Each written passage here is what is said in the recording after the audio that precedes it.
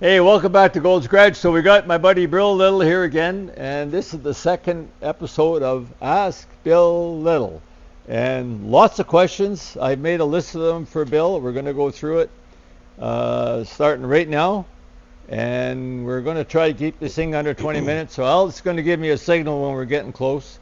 And we'll get as many questions in as we can. I'm not sure if we're going to get them all. FIFO, first in, first out. We're starting with the oldest question and working up to the newest question. So, first question, Bill.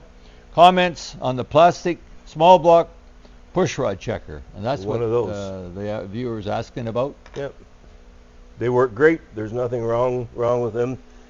I see this one's is that a 3/8 stud, Alan, on that one? Probably. That's a 3/8, yes. Yeah. They probably make a 7/16. They make a 7/16. stud, That one's So, a 3/8. Yes, they make a 7/16. If you're not sure how to set stuff up, I would use this.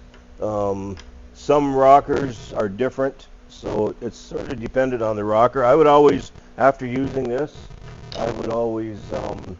check the contact patch and make sure it's actually where it's supposed to be. Verify it. So just verify it. Yes. Paint the top of your valve. Magic marker. Yep. Run it for a while, and Yep. you'll see whether you got it right or not. Right. Yep. So, Yep. well, my experience is they work pretty good. I use them quite a bit. You basically want it like pretty much centered on the valve stem. So that's Okay. From 3 amps, what are your thoughts on Rhodes lifters? Rhodes lifters. Well, we're going back a long time here. So I tried Rhodes lifters back in about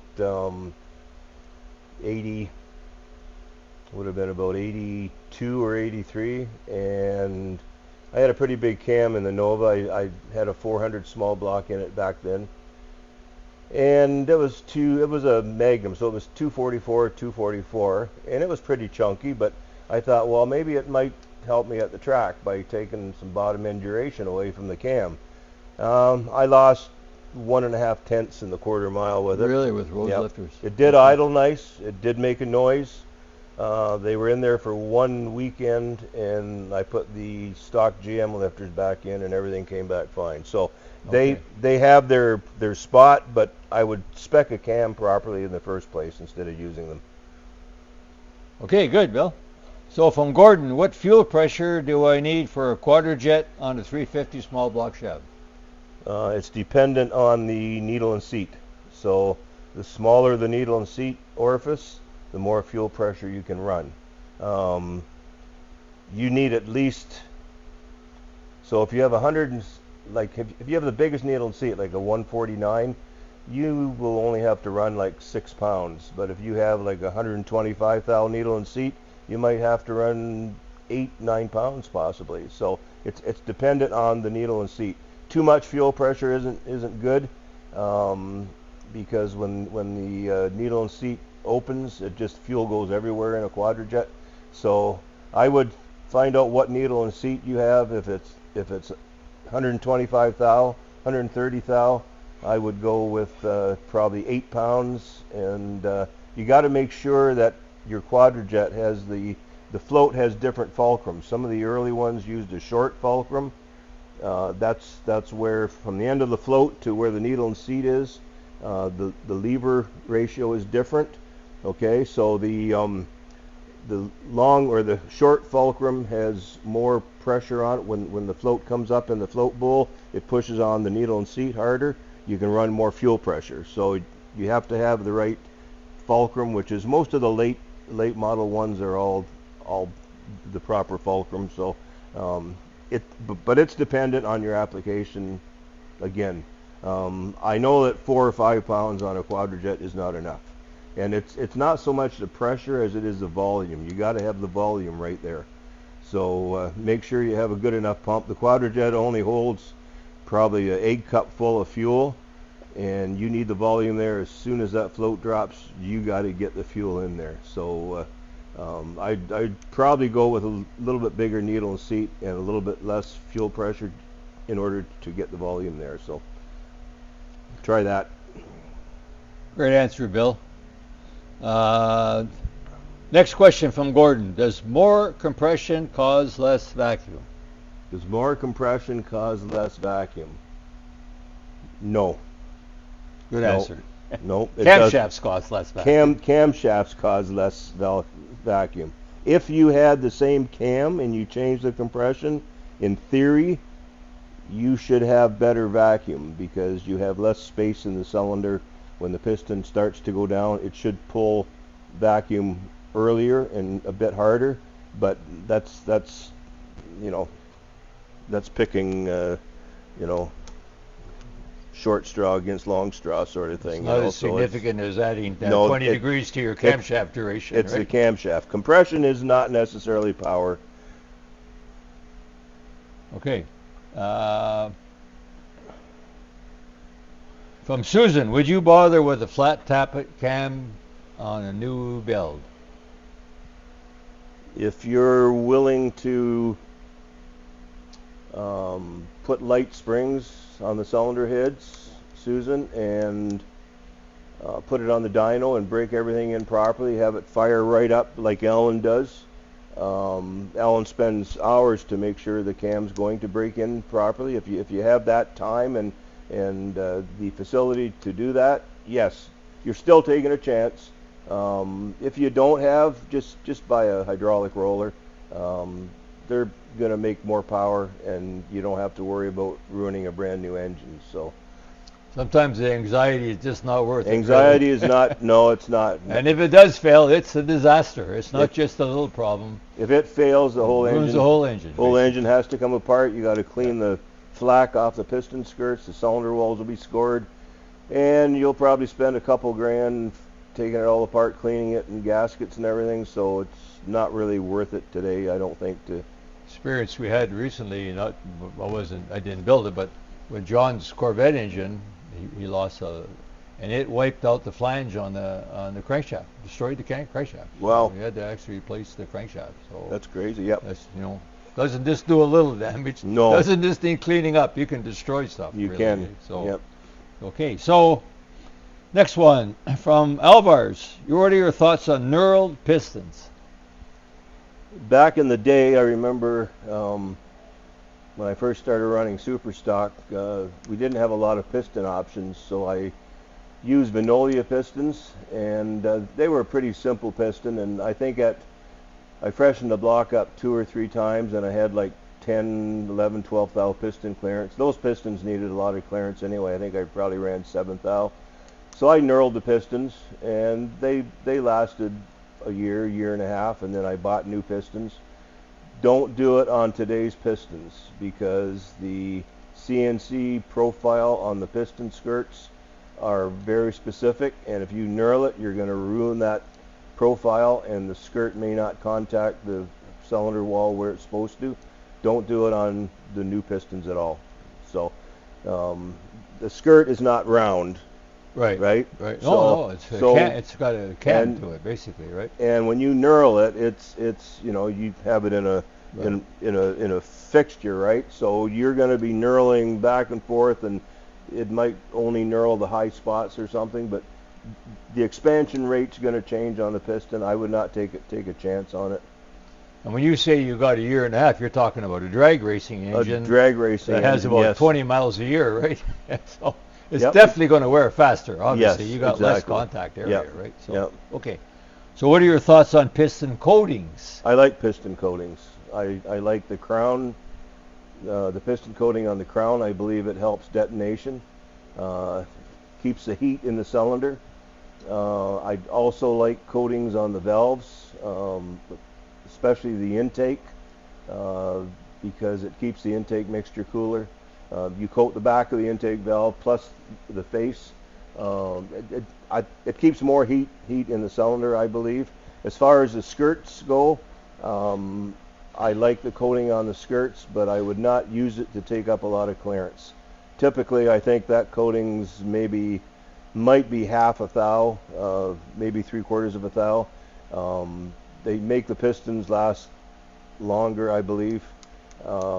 But do not build them up 4 or 5 thou and expect it to live, because it's going to ball up, and you'll ruin an engine.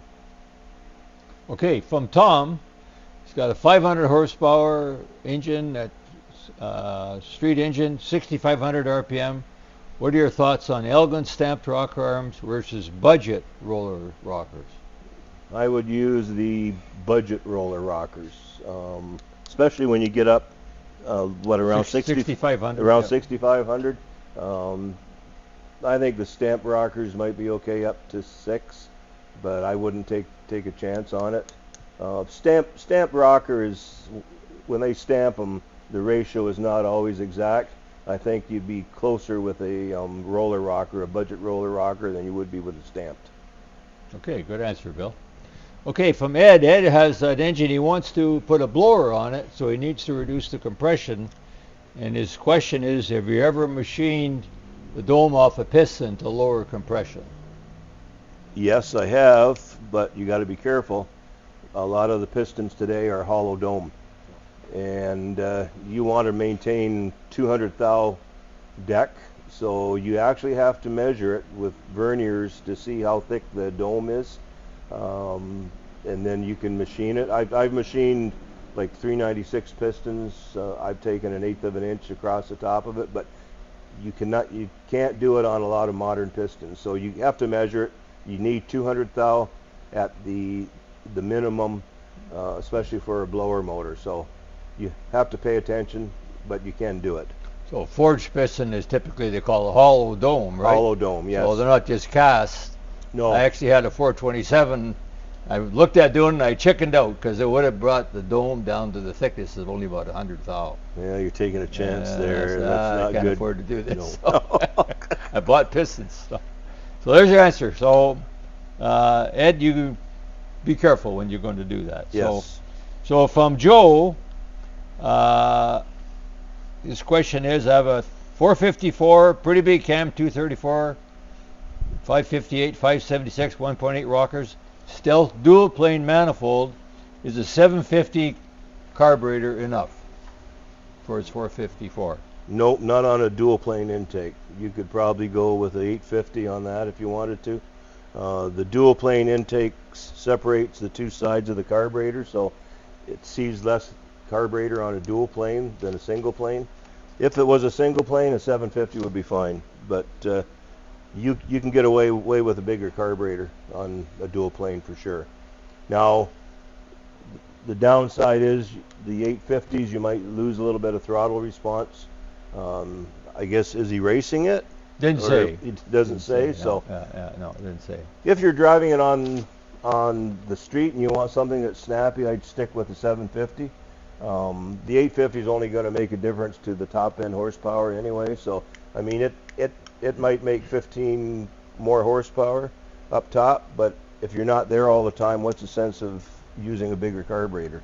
I comment lots of times, the best carburetor on the dyno is not necessarily the best carburetor in the engine, right, Nope. or on the street. Right? Nope. So I had a carburetor. I had 2 quadrajets for my super stock small block.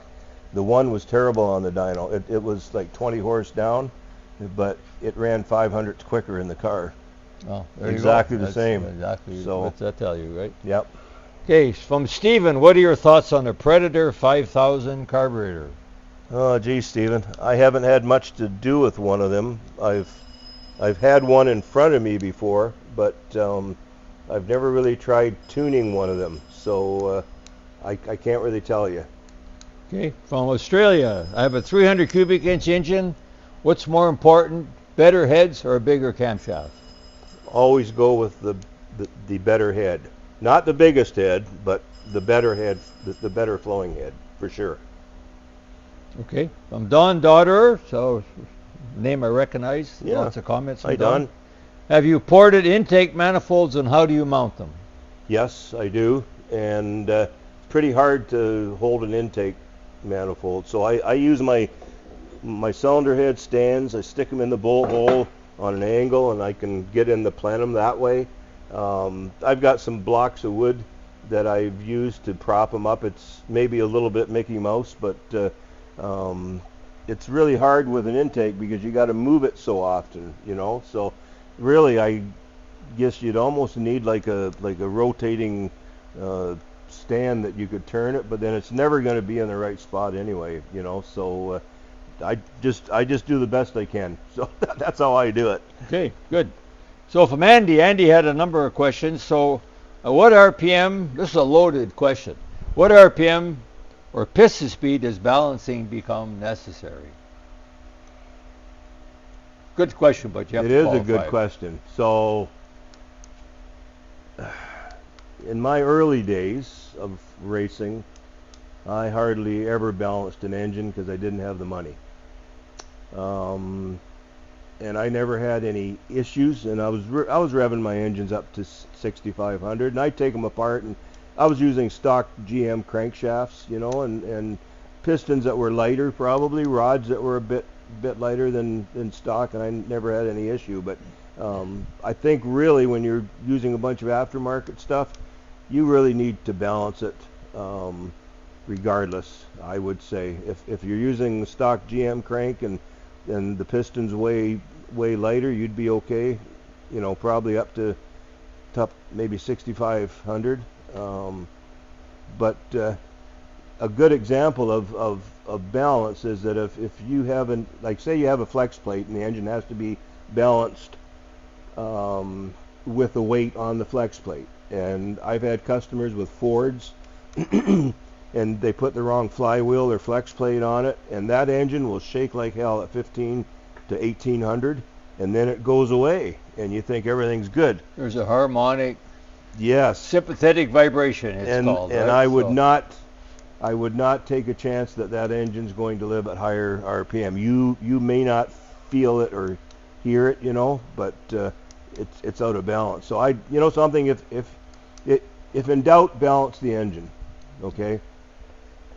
Okay. Have you experimented with different valve angles? And he references Pontiacs using 30-degree valve angles. Yep. Pontiacs use 30 on the intake, 45 on the exhaust. Oldsmobile did it too on some of theirs. That's for low flow, isn't it? Oh yes. They will flow. The 30-degree seat will flow really good up to probably 250, 275, maybe 300. You see a big change. Like I'm talking, 20, 25% or more. If you have a cam that's 500 lift or under 500 lift, the 30-degree seat will be a big benefit from that. Okay. So yes, use a 30-degree seat if you have a race engine that you have like 700 lift, you might have to use a different valve angle.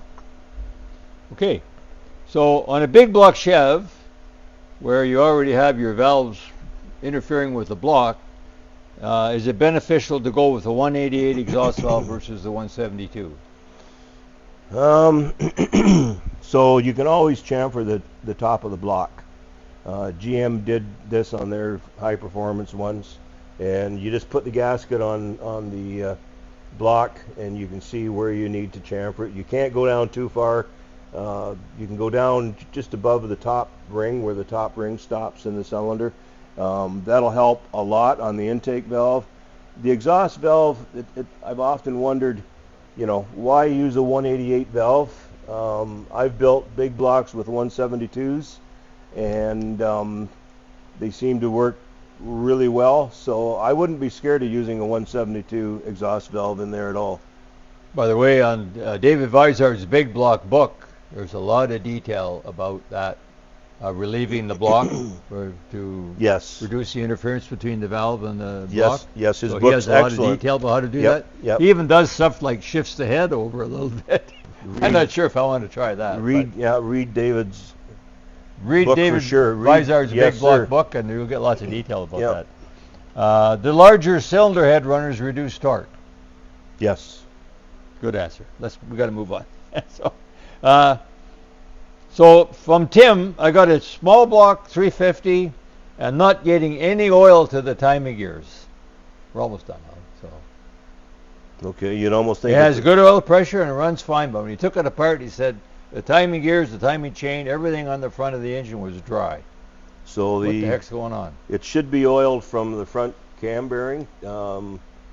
Maybe you don't have enough front or cam bearing clearance. But if you didn't have enough cam bearing clearance, it would have ruined the cam bearing by now. So I would actually do what GM did. They drilled two two 25, 30 thou holes in the lifter gallery plugs, one on each side, and that squirts oil out, but it also lets air out of the passage. So I just drill 2 holes in there, and that's going to oil the timing chain lots. Talking about a 30-second hole, something like that, right, Bill? Pretty small hole. Yeah, like small. Too big of a hole is going to drain off oil pressure, right? Yes, yeah. So one issue, right? Smaller than a 30-second, actually. Smaller than okay. Yeah. Pretty small drill. It's not. I've tried it, by the way. It's not easy to do because the hole's so small. If you do that, if you have the stock press-in plugs, it's not too awful bad. You just center punch it and then drill. If you have the screw-in ones, you got to start it with a bigger drill bit first, and it makes it a lot pretty flimsy easier. drill when you get down to yeah, that and size. you right? need the right drill to hold the small bits. Okay. So we're down to 2 questions. So, will stock GM fuel pump deliver enough fuel for a 475 horsepower 383? Yes. If it's sitting there, not running, but it depends if it's a drag car, circle track car, street car. For a street car, it's probably lots of fuel for it. I've dynoed with stock fuel pumps and dynoed back to back with the dyno pump and the stock fuel pump. It made the same power and torque. So, but if in a drag car that leaves hard, the G-forces will force the fuel back to the back, and the pump has a hard time to suck it. So I'd be careful there. Just make sure you have enough pump. You don't need an electric pump all the time. A good Carter pump will give you all the fuel you need up to probably 725 horse. I did a calculation on our circle track car because we've got to know that all the time.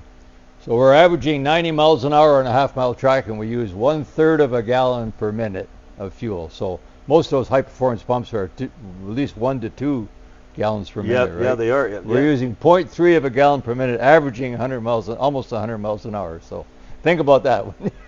If you use 2 gallons a minute and you got a 20-gallon tank, you're going to run out of gas in 10 minutes. Think about it. You'll have black smoke coming out of it. Okay, one more to go. It's from All right. 100 amps.